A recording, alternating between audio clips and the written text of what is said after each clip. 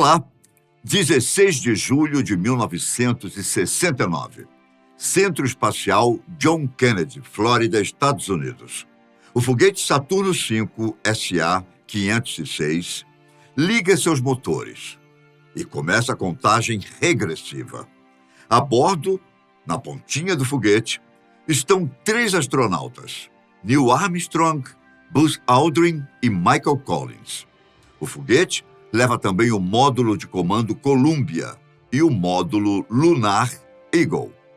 Os astronautas iniciam a viagem dentro do módulo de comando, que, por sinal, seria a única parte de toda a espaçonave a retornar para a Terra. Então, às 13 horas e 32 minutos, o Saturno V decolou. O foguete possuía 3 estágios. Cada estágio se desacoplava do restante do foguete após consumir todo o seu combustível e atingir uma certa altitude e velocidade. O tempo total para a desacoplagem dos 3 estágios era de aproximadamente 12 minutos. O primeiro estágio, chamado S e C, era responsável pela subida inicial e percorria quase 58 quilômetros a uma velocidade de até 9.900 km/h. Possuía 5 motores F1, que consumiam querosene e oxigênio líquido. O primeiro estágio funcionava por cerca de 2,5 minutos e era descartado no Oceano Atlântico. O segundo estágio, chamado SII, era menor e equipado com 5 motores J2, que consumiam hidrogênio e oxigênio líquidos. Esse estágio levava o foguete a uma altura de 162,5 quilômetros e atingia a velocidade de quase 25.000 km/h. O segundo estágio funcionou por cerca de 6 minutos e também foi descartado após toda a queima do combustível. Por fim, o terceiro estágio, chamado SIVB, possuía um motor J2 e colocava a nave Apollo em órbita estável em torno da Terra. Esse estágio era acionado 2 vezes. A primeira por cerca de 2,5 minutos, logo após a separação do estágio anterior, e a segunda por cerca de 6 minutos, para colocar o sistema na rota da Lua. O terceiro estágio permanecia acoplado à nave Apollo até a chegada à Lua. Como já estava programado, os 2 astronautas que desceram à superfície lunar por meio do Eagle foram Neil Armstrong e Buzz Aldrin. Michael Collins ficou no Columbia, fazendo a comunicação constante com a base em Houston e servindo de apoio para os 2 outros colegas. Quando Armstrong desceu e disse a primeira das famosas frases, "A águia pousou", referindo-se ao sucesso do pouso do módulo Eagle, o Columbia estava a cerca de 110 quilômetros da superfície da Lua, órbita suficiente para manter o contato de rádio com a Terra e também com os astronautas que estavam na superfície. O mundo todo se encantava, enquanto a mídia falava sobre os 2 heróis que haviam pousado na Lua. Armstrong, então, disse uma outra frase que ficou gravada na história. "Esse é um pequeno passo para o homem, mas um gigantesco salto para a humanidade."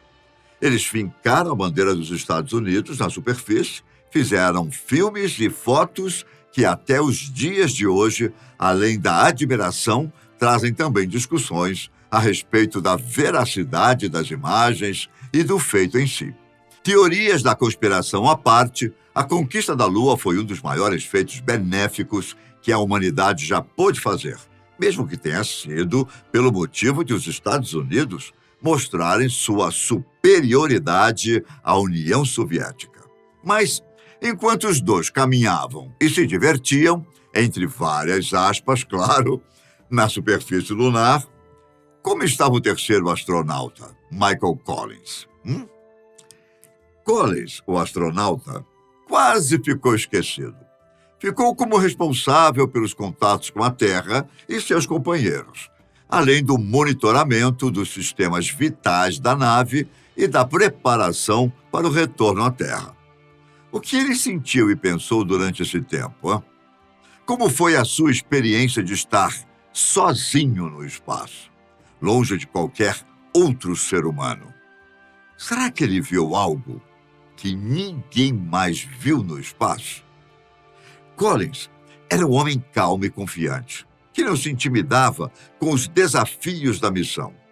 Ele sabia que o seu papel era crucial para o sucesso da Apollo 11 e que ele tinha que estar pronto para qualquer eventualidade. Ele também tinha um senso de humor e uma curiosidade científica que o ajudavam a lidar com a solidão e o tédio. Ele gostava de observar a Lua e a Terra e de fazer anotações sobre as suas impressões. No entanto, ele também tinha momentos de angústia e medo, especialmente quando ele perdia o contato de rádio com a Terra e com os seus colegas, a cada vez que ele orbitava ao lado oculto da Lua. Nesses momentos, ele se sentia completamente isolado e vulnerável, sem saber se tudo estava bem com os outros ou se ele teria que enfrentar alguma emergência. Ele imaginava cenários terríveis, como se o módulo lunar não conseguisse decolar da Lua, ou se ele não conseguisse se acoplar com ele, ou se ele tivesse que voltar sozinho para a Terra. Bom, ele também sentiu uma mistura de emoções ao ver os seus amigos pisando na Lua pela primeira vez. Ele ficava feliz e orgulhoso por eles, mas também um pouco frustrado por não poder estar lá com eles, não é? Ele se perguntava se ele teria outra chance de ir à Lua, ou se ele seria lembrado apenas como o homem que ficou no carro enquanto os outros iam à festa. Collins talvez não se deu conta de que sua função era tão ou mais importante que as outras, uma vez que a segurança de seus companheiros, assim como a da própria missão, estava nas mãos dele. Se algo de errado acontecesse, seria o Collins o responsável por executar todos os protocolos de segurança. Mas, à medida que os pensamentos fluíam, Collins foi superando todos os sentimentos negativos relacionados não só à missão, como a ele próprio. Ele se concentrou nas suas tarefas e nas suas responsabilidades. Ele também se lembrou de que estava fazendo parte de um feito histórico que mudaria para sempre a humanidade. Ele se sentiu honrado e privilegiado por ter sido escolhido para essa missão e grato por ter tido a oportunidade de ver o espaço de uma forma única. Nas mais de 21 horas em que Collins ficou dentro do módulo Columbia, ele orbitou a Lua cerca de 30 vezes. A cada 48 minutos, ele completava uma órbita. E isso quer dizer que a cada 24 minutos, em tese, ele passava por um dos lados da Lua. A mais de 100 quilômetros de altitude, em relação à superfície, quando passava pelo lado iluminado pelo Sol, ele não conseguia enxergar qualquer tipo de movimentação lá embaixo, no solo lunar, na região batizada de Mar da Tranquilidade, que foi onde a Águia pousou. Nessas ocasiões, os contatos com a base em Houston eram constantes, num ping-pong incessante de perguntas e respostas, que só era interrompido quando a nave alcançava o lado de lá do satélite natural. Aí, segundo o próprio Collins, veio a relatar algum tempo depois, era puro silêncio.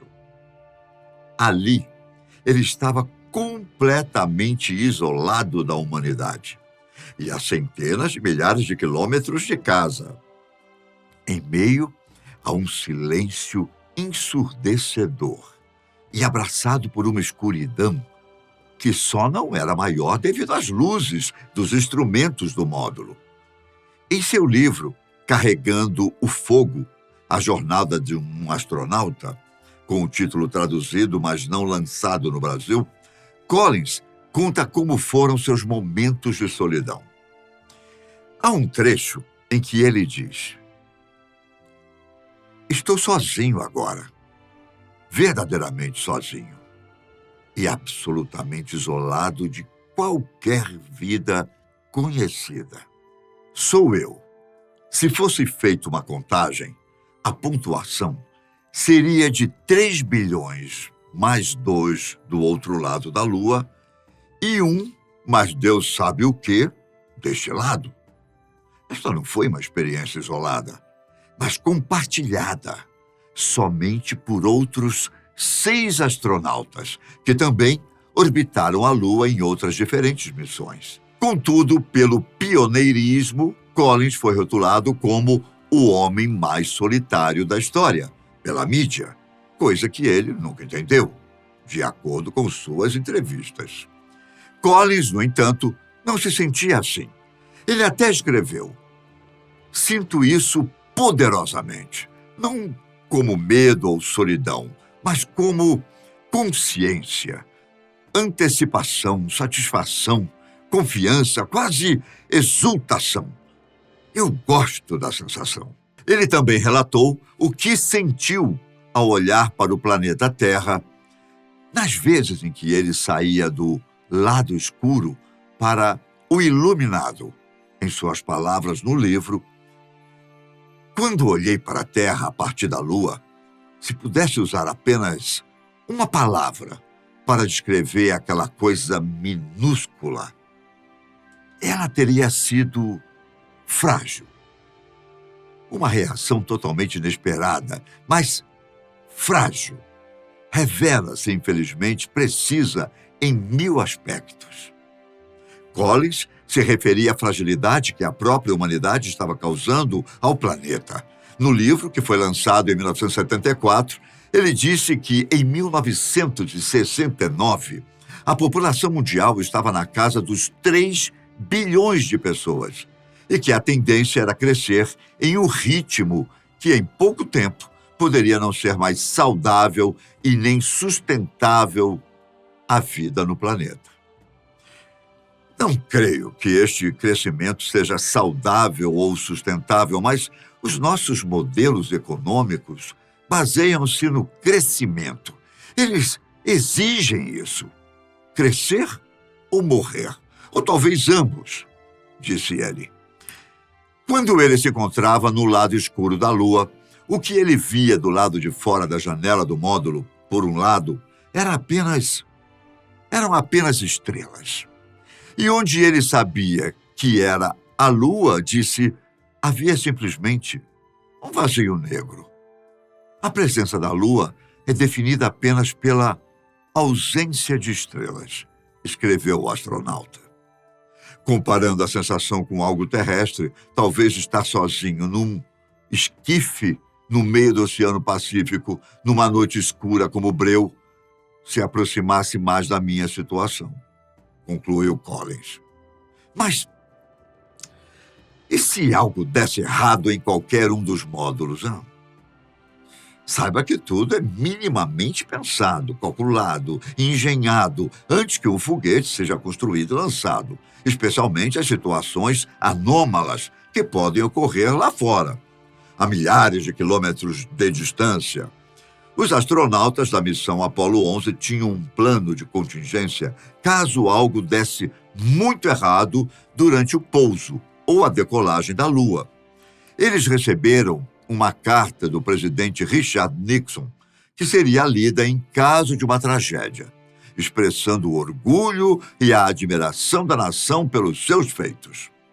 No entanto, e não tão estranhamente, se pensarmos bem, a carta de Nixon não se referia a Collins, mas sim aos 2 astronautas que desceram à superfície. Dizia o comunicado: esses 2 homens estão dando suas vidas pelo objetivo mais nobre da humanidade, a busca pela verdade e compreensão.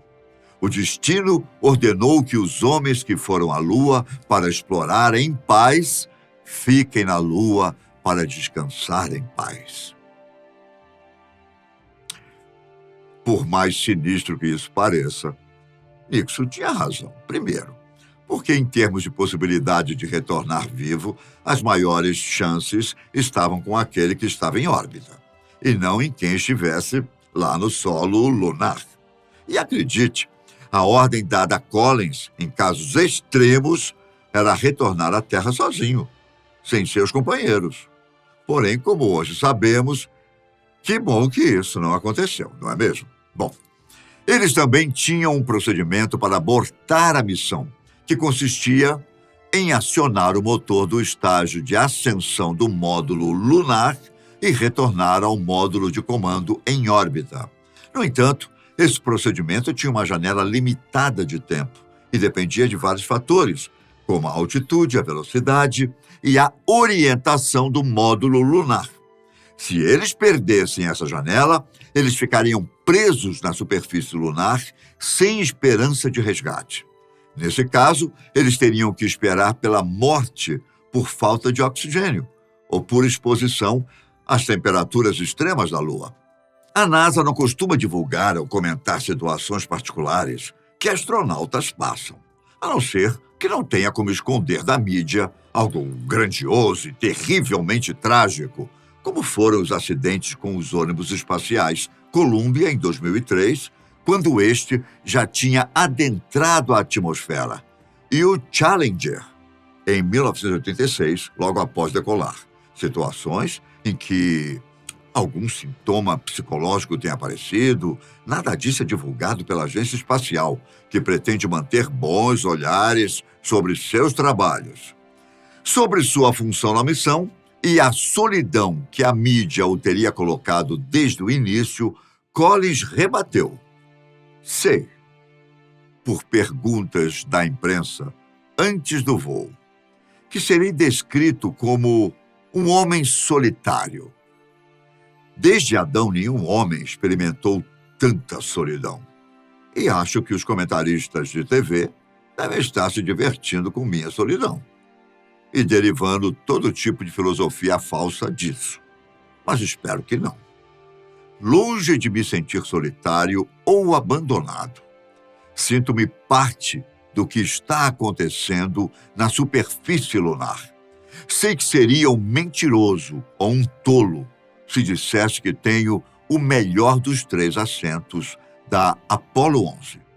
Porém, posso dizer com verdade e equanimidade que estou perfeitamente satisfeito com o que tenho. Este empreendimento foi estruturado para 3 homens e considero o meu terceiro tão necessário quanto qualquer um dos outros 2. Os últimos anos do astronauta Michael Collins foram marcados por sua dedicação à divulgação científica, à preservação da história da exploração espacial e a sua paixão pela aviação.